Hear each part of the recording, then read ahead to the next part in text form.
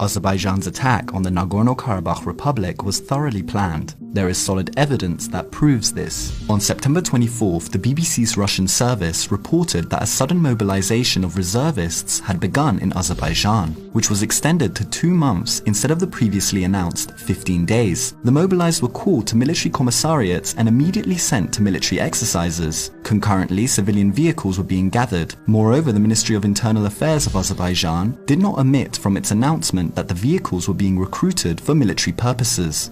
Pickup trucks were confiscated and parked in squares by police. Last week, the international media was actively circulating information that Turkish militants were being transferred to Azerbaijan to take part in hostilities against Armenia. The information on the number of militants and their salaries vary from source to source. For example, in her Twitter microblog, well-known German journalist Lindsay Snell mentioned that the militants of the Hamza Union, mainly an Arab Turkmen armed group, moved to the capital Baku via Turkey. The journalist also noted that the militants are mainly being transferred from Syria.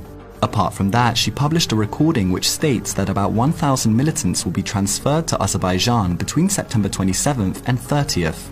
Another entity close to the Turkish-backed Syrian National Army has also stated that Turkey had promised to pay $1,800 to each militant destined for Azerbaijan.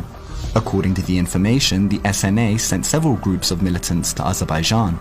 At the same time, over the past month, flights of Turkish cargo warplanes to Azerbaijan have reached an unprecedented level. These movements by the Turkish Air Force had most probably one main goal: to supply military equipment to Azerbaijan.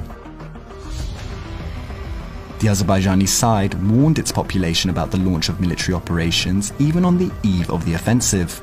On social media, videos calling for no footage to be taken showing the movements of Azerbaijani armed forces. Tural Ganjaliev, a member of the Azerbaijani parliament who is engaged in anti-Armenian activities, also called on people to not publish any photos and videos from the front line. Such actions make it obvious that the Azerbaijani side purposefully prepared for the attack and prepared its society for that. The video includes this quote: "It is also forbidden to disseminate the photos of military and civil objects on the border and front line. Do not forget that the victory is born from unity. This is our way to Karabakh." 2 days before the attack on September 25th, Azerbaijan refused the request of the personal representative of the OSCE chairman in office to conduct a monitoring mission on the front line, which plainly shows that the aim of Azerbaijan was to hide its plans of starting a war.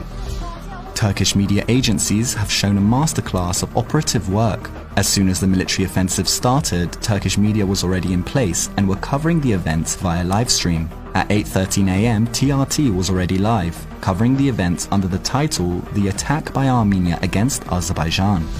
Under no circumstance could Turkish film crews reach Azerbaijan in 1 hour, move to the front line, and start live coverage of events. These events were all accompanied by military rhetoric and calls for violence, both in the country and on the international arena. The Azerbaijani military and political authorities were openly speaking about attacks and the consequent cases of violence.